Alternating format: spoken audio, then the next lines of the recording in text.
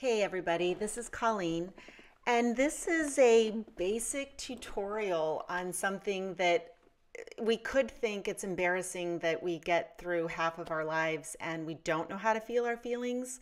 But, we're so culturally conditioned to be positive and to keep moving and to repress the things that we're not supposed to feel, that it really just becomes a subconscious habit to avoid addressing our feelings. And this is the source of so many problems.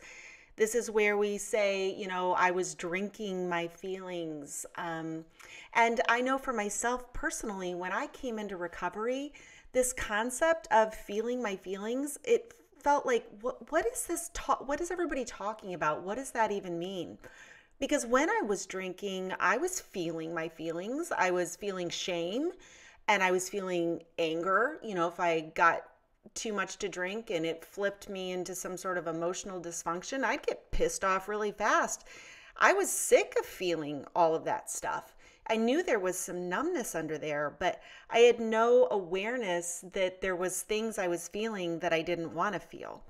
And honestly, it's not even that there's all this underlying stuff that's got to come out. I mean, sometimes there is, but often, for me at least, I got into addiction with alcohol. It was kind of just a habit. I was one of those people that drank to celebrate. And so how is that, somehow dysfunctional? But as time went on, that habit did prevent me from processing my emotions on a daily basis. And so there is a component to emotional hygiene that is lost, assuming it was ever there in the first place, in terms of managing our emotions and managing our thoughts. And so we come into recovery. This is one of the biggest sticking points. What is this feeling our feelings crap? And fine, if I have to do it, how do I even do it? And that's what we're going to talk about in this video. So let's start with a simple anatomy lesson. What is this feelings that we all talk about? What is a feeling? Simply put, a feeling is a messenger coming in from our central nervous system. It's how we know what we're really thinking. Remember that our feelings are triggered by our thoughts. Thoughts generate our feelings. And so we can use our feelings, our emotions, as a barometer of how we know what's really going on in our brain. The problem is, most of us don't like what's going on in our brain. We don't want to acknowledge that we have judgmental, negative thoughts, that we have unwoke thoughts, that we have biases and prejudices and fears that are really subconscious beliefs planted in childhood or in religious experiences or social and cultural beliefs. We don't have time really to mine all of our subconscious thoughts every single day. And we want to separate ourselves from the thoughts that don't serve us or that we don't want to represent us. But ignoring our feelings is counterproductive. We can't change subconscious beliefs by pretending they aren't there. We must acknowledge them. And that's why our feelings are messengers. They're an invitation to correct conflicting thoughts or right a wrong. It is a physical sensation in our body. It's a chemical response to a certain thought, and it generates a feeling. Ultimately, I think we fear our feelings not because of the sensations, because they don't actually hurt. I mean, intense grief over the loss of a loved one, that is a pain in your heart. But for the most part, even if you get triggered and you're very, very angry, if you stop and just feel that sensation, it's certainly not worse than a broken arm or a migraine or something like that. It does take a lot of our attention, but it's not painful to feel them. I think that we resist feeling our emotions because we think that we have to acknowledge the thought that created the emotion. And ultimately we do, but in the feeling of the feelings, That is where if you just stick with the sensation, and that's what I'm going to talk about in this video, how to do that, you're going to get a lot farther, and it's going to be easier to manage the mental component of what thoughts are creating that once you allow the energy to dissipate, because feelings are energy. They come in waves. There's peaks and valleys, and when you actually tune into an emotion, you'll notice that it's kind of like trying to nail jello to a tree. As soon as I'm like, ooh, I'm angry, I'm going to feel that anger instead of focusing on why I'm angry, the thoughts, but I just try to feel it. I can't even grasp it. It's trying to hold water in your hand. You really can't. So it comes and goes. And so the first and biggest takeaway from this lesson is that when you try to feel your feelings, they don't even actually stay as they are. And it gets a lot easier when you realize there's not that much to be afraid of. In fact, it's the resistance of the feelings that we are mistaking for the feeling of the feelings. In fact, resisting our feelings makes them so much stronger because the feelings are a chemical cue from the body that something is going on. And when we're refusing to acknowledge that cue, the body ramps up the message. So our central nervous system goes into a stress response when we're not paying attention. It would be like the fire alarm going off and you're like, oh, I'll just deal with that later. And then after so many minutes, the fire alarm calls the fire department for you because you're not paying attention. So when we resist, we're telling our brain that we're not paying attention and that we're not willing to understand or process the message that's coming in for us. And when you look at the bigger picture, this causes us to miss so many opportunities because we're afraid. We're more afraid of the way we're going to feel if the opportunity doesn't work out than we are of actually dealing with the fallout of the problem. We're afraid of feeling scared or vulnerable or failure or sadness. It's not that we can't handle whatever comes our way, because we can, we will, we don't have a choice, and we do. It's that we don't want to handle the natural human emotions that come from the fallout. Think about it as if you were investing in some sort of project and you decide to put a lot of money, like your lifestyle is riding on this investment, and that investment goes broke. Now, that's not a fatal mistake in most situations. Most of us know how to recoup losses. We've done it before, but we avoid the fear of the investment is what we want to avoid, because it would be embarrassing to us to make a bad investment. We might have to deal with the thought of, oh, I knew something was wrong there. Like I knew in my gut, or I saw the red flags. And that would be embarrassing and shameful. It would be shameful to not have the financial status that we think we should at our age and have to, quote, start over when our peers are, traveling in the Caribbean over the holidays and we have to take a waitressing job because, we have to pay the rent in our small new apartment because we're minimalists now. Or, the feeling of being vulnerable and having to acknowledge that you failed, or acknowledge that you need help, acknowledge that you need support. The older we get, the harder that is, because we feel like we should be in a position to help and support others. And acknowledging that we need that is something we don't want to feel. It's not that accepting help is so painful. It's the thoughts we have about accepting help.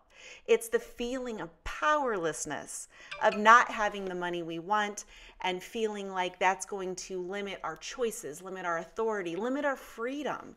So it's not that we're afraid of learning to live on a smaller budget for a period of time. It's that we're afraid of feeling like a failure. In the end, most of our problems come from the fear of our feelings, not the fear of the reality of whatever's happening. And so we end up stuck and avoiding and missing opportunities. So when we realize that feeling our feelings is actually the solution and not the problem, it helps to understand the benefits. Why do this? And the first thing that happens is that it triggers the parasympathetic nervous system. Just as the resistance triggers a stress response, the nervous system, cortisol gets jacked up, your adrenaline comes in, the stress response happens. When you turn around and dismantle the fire alarm and pay attention to where the smoke is coming from, it signals to your brain that everything's okay, that you got this. You're paying attention. Whatever the problem is, you're going to handle it. And it brings in some calmness. I really feel like this is why when you feel your feelings, it's actually not near as bad as you think, because it doesn't hurt that bad. It's kind of like resisting, when you think about you're going to get a shot that hurts. If you're truly resistant to that, I remember with my 2-year-olds, getting their vaccinations, and they'd scream and they'd squeeze up all their muscles and they're suffering and the shot hasn't even happened yet. And, as an adult, I know that, yeah, the shot's going to pinch, but I just relax and yep, that pinches, that happened. But ultimately, I actually feel more relaxed because I'm relaxing my body into and leaning into what's ever happening instead of running the other way, which just causes so much more stress. It also allows us, because we're more relaxed and we're not feeling as stressed, it allows us to find the thought causing the problem, and get to the source of the thought so that we can challenge it or acknowledge it or deal with it or whatever needs to happen. It cuts down the chaos. And we learn that feeling our feelings doesn't actually hurt. Even the worst feelings, like I said, of intense grief or rejection, there's a heartache there, but it's certainly not akin to getting your arm chopped off or some other horrific physical pain. The physical pains are not that bad, and the benefits are that we avoid making things worse. Because when we're resisting, we move into all sorts of problematic behaviors like numbing and avoiding and distracting ourselves. And ultimately, we're not helping. We're not helping in that circumstance. So let's look at kind of what we do and start with how to not feel our feelings. What our kind of go-to responses. Often we resist, we deny that we're feeling that way. I'm not afraid. I'm fine. I'm fine. I'm fine. Everybody's fine. We distract ourselves with social media, food, booze, Netflix, shopping, people pleasing, sex, all of those things. We avoid and we try to numb out with whatever works. And ultimately, that's what a stress response actually looks like. We're responding to our emotions with stress. And if you remember, there's actually 5 components of the stress response. We fight, we take flight, we freeze, we dissociate, and then we are flocking. And that's another big thing with our feelings, I think, that we often get wrong. We think that talking to our friends, quote, venting is going to help us. But in reality, it really doesn't. It actually kind of strengthens the underlying thought and strengthens the story and prevents us from looking at new perspectives and trying to figure out, taking responsibility for what's going on instead of just spinning this yarn of who did what to who and who needs to be blamed and who out there needs to take responsibility. And when we're getting sympathy and reinforcement for what we're going through, it kind of just perpetuates us in this victim mode.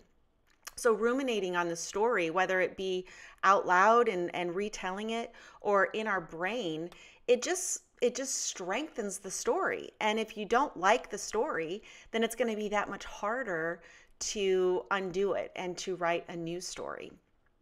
So the other thing that we do that's kind of a meta problem is if we do start feeling something, we start thinking that we shouldn't be having these feelings. I shouldn't be rejected. I shouldn't feel sad. I shouldn't feel dejected. I shouldn't feel any pain because I'm privileged. And there are people in this world who are suffering for reals. Therefore, anything that I'm dealing with doesn't count. And that sort of reaction, our thought reaction, that doesn't help either. And so, I think especially in this day and age where there is such a cultural shift in awareness to people who are suffering, it really leaves all of us in a pickle that when we are suffering, we tell ourselves we shouldn't be. And that's just a form of resistance because we all suffer. That's the human condition. That's what we signed up for. And whether your biggest problem, like mine recently, has been that I've gotten kicked off Facebook. Well, is that a real problem? Well, yeah, it is. It is for me. It is for my business. But just because, I don't have a child locked in a cage on the border, or, my country isn't moving into some sort of extreme political situation and I'm going to be going to jail because of what I'm writing and speaking and thinking, just because those aren't my circumstances, doesn't mean that the stress that I feel every single day is not real stress, because it is. So, learning to deal with your feelings without judging the thoughts creating them is the key to mental health. And it's a very simple process. And the first step of the process is really the biggest and hardest part, and that's getting yourself to notice the emotion, to pay attention to what's going on. Sometimes when I'm dealing with a lot of emotions in any given day, I think about it as I would like a runny nose. Like I have a cold and my nose is running. And so throughout the day, I have to stop and blow my nose. Well, it's the same thing when I notice a day where I've got some thoughts and feelings that I'm not liking. I have to stop and blow my brain. But of course, that's not what I mean. But it's like I have a runny brain. And when I respect that and deal with that as I would any other physical sensation, diarrhea or runny nose or anything else, even an itch that needs to be scratched, I have no problem thinking that I need to take extra time to deal with those sorts of things. So just noticing the emotions and acknowledging that this is a process and welcoming the process and agreeing to enter into the process. That's 90% of feeling your emotions. You're right there. Just, hey, I've got an emotion. And then tuning into the physical sensation, because that's all a feeling is. It's not going into the story. It's not going into the thoughts and all the chaotic, conflicts in our brain. It is simply a sensation. Remember that they're energetic. Feelings are energetic. They come in waves. And for most of our feelings, the second we tune into the feeling, the sensation, they begin to shift. For me, I know often in this process, it's been kind of funny to realize that I can't even hold on to the sensation long enough to make sense of it. But it's a wave, so it'll catch me again later. And the surfing metaphor, I really like that, of riding the waves. That makes the most sense to me and resonates in how I experience this process. As soon as I notice a feeling, I pause and I try to feel it. And sometimes I catch a little bit of a ride, and sometimes it's gone before I even get up on my board. But the point is that when I stop thinking and start feeling, it's far less painful.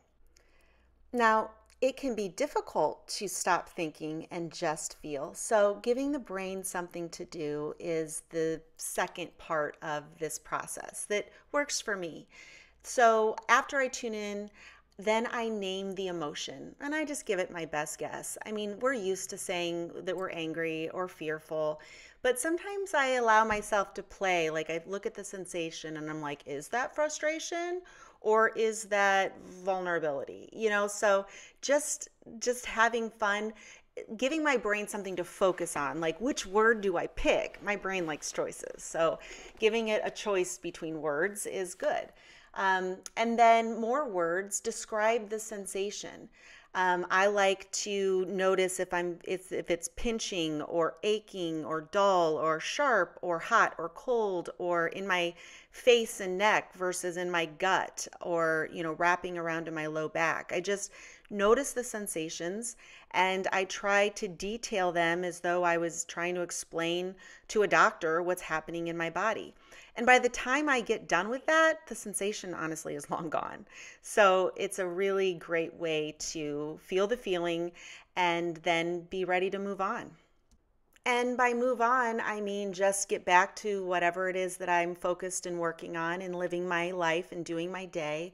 And then repeat this process as needed because, again, energies come in waves. So, this morning I woke up and there was some not great things. I was having a story in my brain about, that everything I'm doing isn't working and that other people are more successful than I am. And the podcast I was listening to this morning, instead of inspiring me, I was doing the compare and contrast and I failed on all parts. And, I was having fear and anger about, my current social media situation and all the things. And so I just gave myself permission not to go with those thoughts, but to not counteract the feeling I was having with toxic positivity. Like this is the best thing that's ever happened to me. I just let myself feel, and and I did that. And then later, when I notice a pinch coming back into my heart and a little bit of fluttering, okay, stop, feel, rinse and repeat. So that's how to feel your feelings. Work with that. Try that. See if you can create a habit with that, and notice how much less scary it is. And then once you get used to processing the feelings, then you move into dealing with the underlying thoughts that are creating them. So, it's one thing to process the feeling, but if you don't cut off the flow of the feeling, then you're basically just doing the same thing over and over. And then that's where we move into our thought models and what thought's creating that feeling, and then, what would be a different thought that we can use. But the first and most important part of this process is feeling the feelings. So work on that, practice that, and then we'll move on.